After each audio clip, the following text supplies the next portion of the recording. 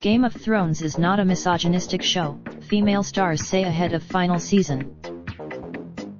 Game of Thrones has been accused of being a fundamentally misogynistic show, careless in its depictions of violence, sexual assault, and abuse of female characters.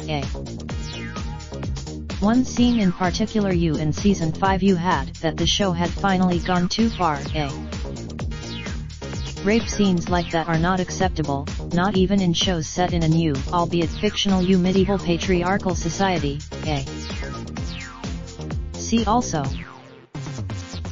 But now, 4 of the show's top female stars say that the show was actually always on the female character's side. Maisie Williams, there.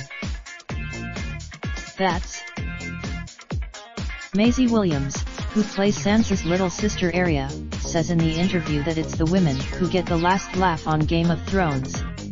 ID. Lena Headey, whose character Cersei was the center of, told Vogue that upending.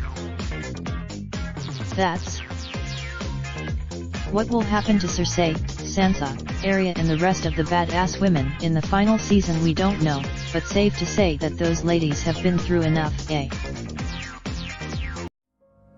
Raindrop, drop top smoking, no cooking the hot pot.